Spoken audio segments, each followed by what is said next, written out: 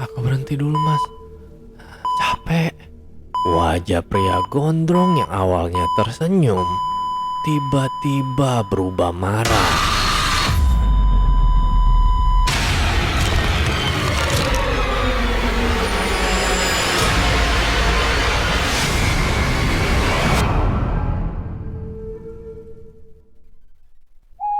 Halo para pecinta kisah horor di luar sana.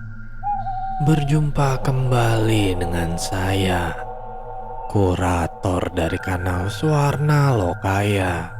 Kali ini kita akan membacakan kisah dari akun Twitter @freddy_raskin yang berjudul Kapok. Untuk para pendengar yang mau membaca kisah ini secara langsung, saya juga menampilkan link pada kolom deskripsi dan silakan follow akun penulis. Sebelum kita masuk ke dalam ceritanya, saya mohon dukungan dari para pendengar untuk klik subscribe, like, and share. Dan jangan lupa aktifkan lonceng notifikasinya agar para pendengar tidak ketinggalan kisah-kisah terbaru dari Suarna Lokaya. Untuk para pendengar yang sudah memberikan dukungan, saya ucapkan banyak terima kasih. Dan semoga Tuhan juga melancarkan setiap usaha dari para pendengar. Mari kita mulai tenggelam dalam kisah ini. Kisah dimulai. Tahun 2004, para pemilik pohon berbuah di sebuah dusun kecil di Jawa Timur ramai kala itu. Penyebabnya, banyak pohon-pohon mereka yang seharusnya siap panen justru hilang buah-buahnya.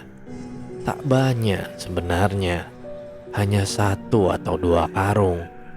Tapi untuk ukuran orang dusun, jumlah sebanyak itu lumayan. Ada 2 orang yang dicurigai warga sebenarnya. Giono dan Masun namanya. Sepasang pemuda pengangguran yang gagal di perantauan. Sejak pulang 6 bulan lalu, keduanya tak terlihat bekerja. Tapi hampir setiap hari ngopi dan merokok di warung perempatan. Warga sempat ingin menuduh mereka, tapi belum ada bukti. Pernah ada yang memergoki kedua orang itu berada di sekitar pohon alpukat milik Pak Hasan. Tapi mereka tidak melakukan apa-apa. Warga pun tidak bisa menuduh. Tapi 2 hari setelahnya, buah-buah yang seharusnya bisa dipanen malah hilang. Beberapa pemilik pohon yang jengkel sampai memasangi pohon dengan makhluk halus agar tidak dicuri buahnya. Tapi kedua orang itu seperti tak punya urat takut. Tetap saja, buah-buahan di pohon yang sudah dipasangi jimat dan makhluk halus itu tetap ludes. Giono dan Masun mengunduh buah-buahan milik warga tanpa ketahuan. Sampai kemudian, kedua orang itu akhirnya menemui sebuah peristiwa dan akhirnya merasa kapok. Oke, beralih ke sudut pandang Giono. Angin dingin menyusup di sela-sela kaki Giono. Meski sudah memepetkan badannya ke dinding pos kamling, tapi angin seperti terus mencari celah.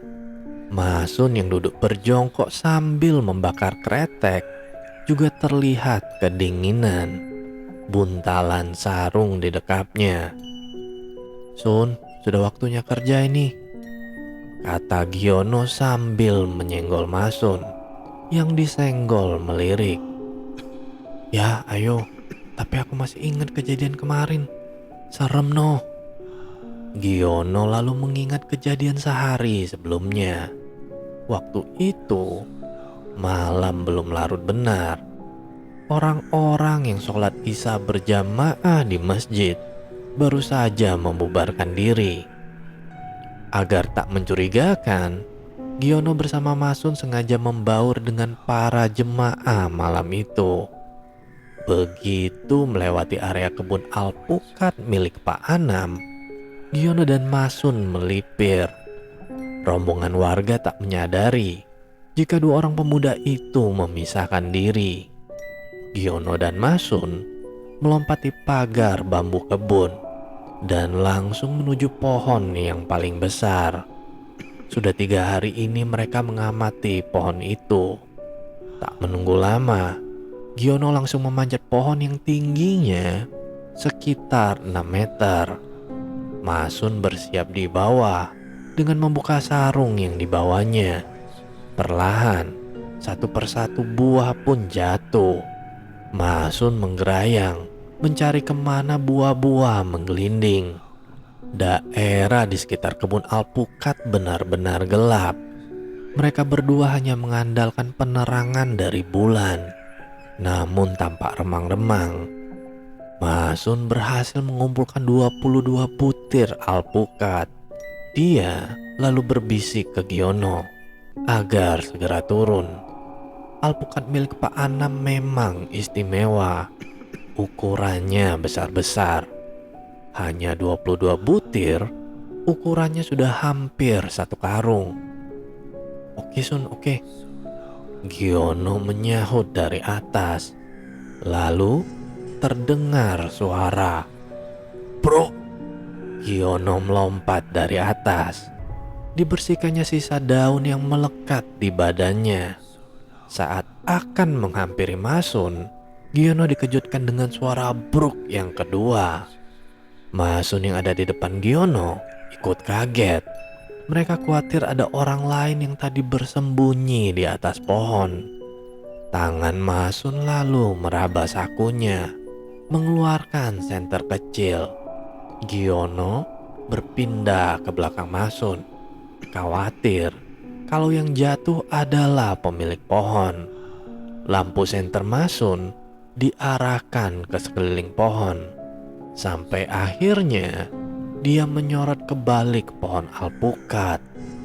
Ada sosok dengan sarung berwarna hijau lumut membelakangi mereka berdua.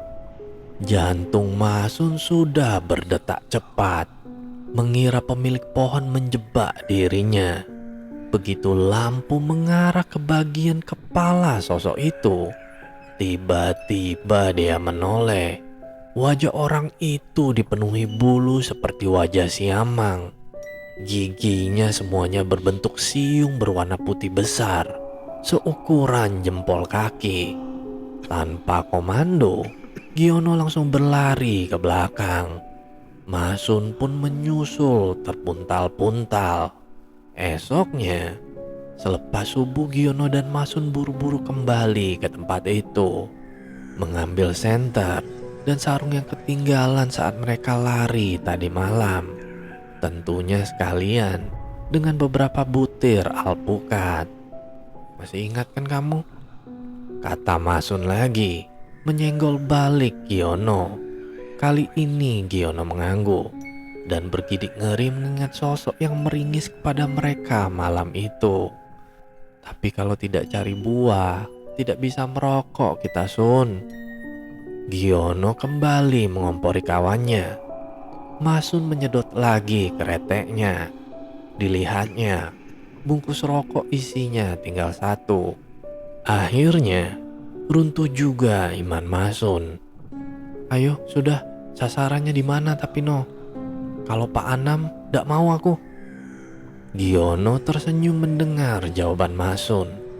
Dia lalu menunjuk sebuah tempat. Di sana Sun, aman. Sasarnya berupa pohon mangga madu. Sudah hampir matang, sahut Giono. Mereka berdua lalu berjalan menuju lokasi yang dituju. Sebuah kebun mangga kecil yang ada di perbatasan dusun. Kebun itu terlihat menggerumbul. Saat Giono dan Masun mendekati kebun mangga itu, ada kabut tipis yang seolah menyelimuti pepohonan. Di tengahnya ada lapangan tanah. seukuran setengah lapangan voli yang sengaja dibuat pemiliknya untuk mengumpulkan buah. Giono melihat-lihat ke arah pohon mangga.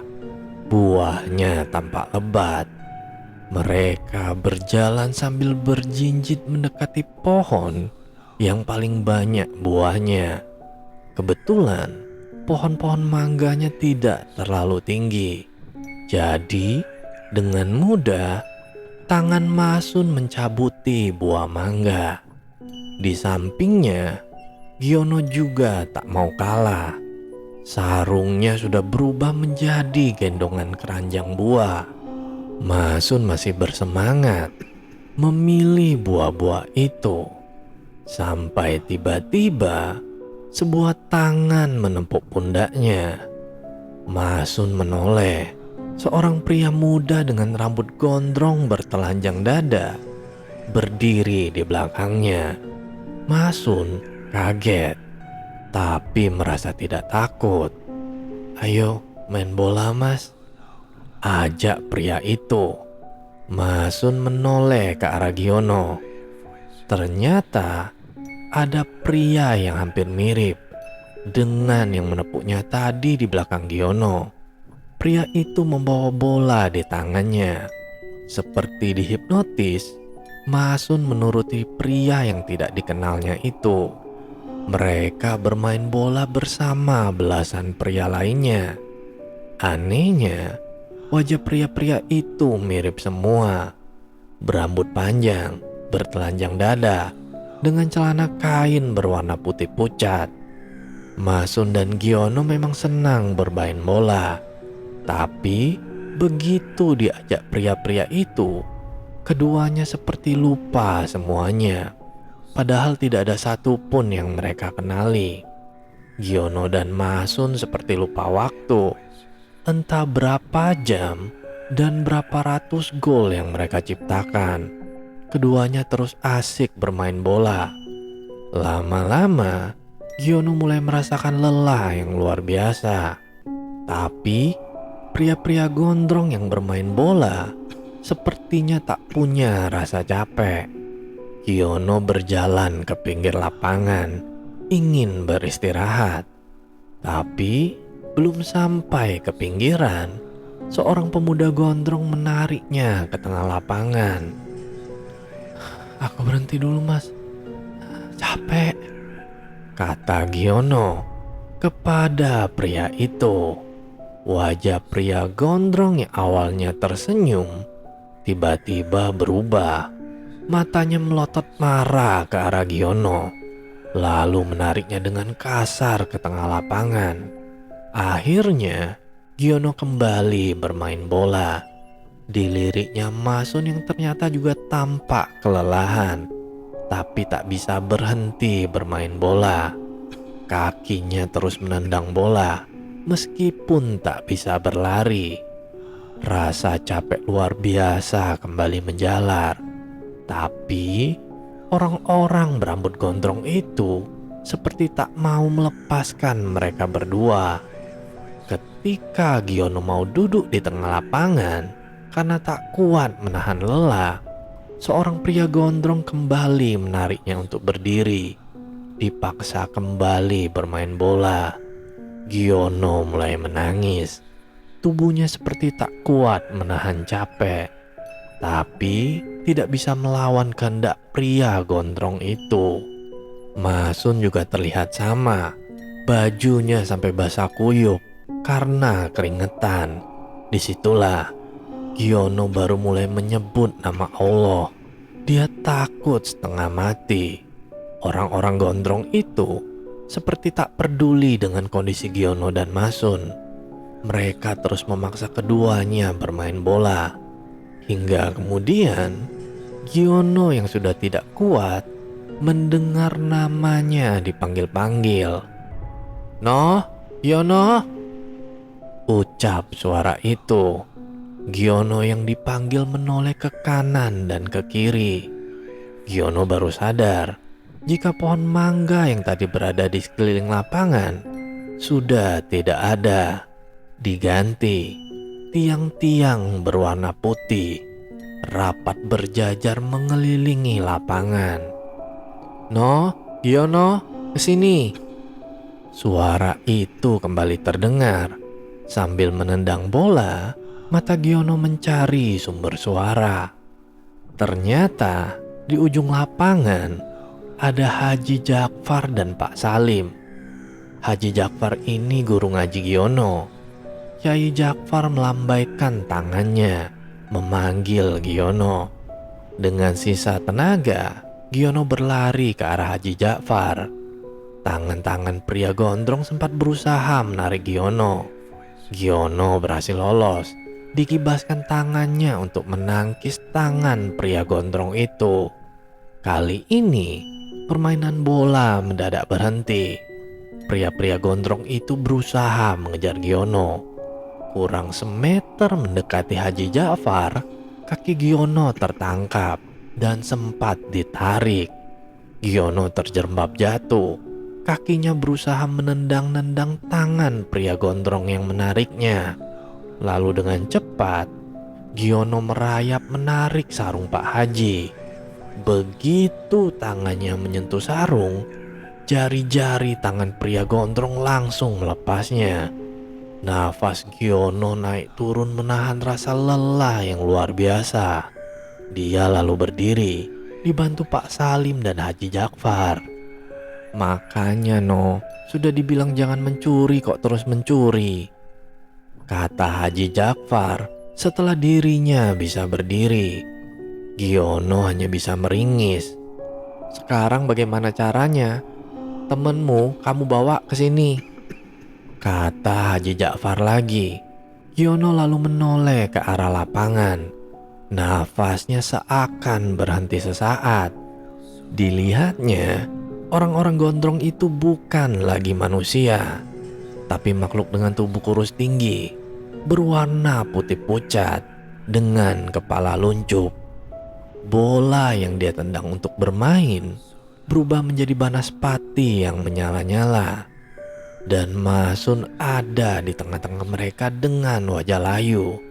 Giono meneriaki Masun dari pinggiran lapangan. Yang diteriaki hanya bisa melirik, tapi tak mau mendekat. Terpaksa, Giono berjalan mendekati Masun. Haji Jakfar dan Pak Salim hanya melihat dari pinggir lapangan. Dengan tenaga seadanya, Giono berusaha mendekati Masun. Tapi belasan makhluk jangkung itu seperti tak ingin melepas Masun. Nyali Giono ciut sebenarnya, tapi dia tak tega. Masun sudah lemas di tengah lapangan.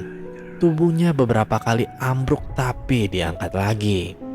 Sambil merangkak, Giono mendekati Masun. Giono nyaris ambruk juga karena tak punya tenaga.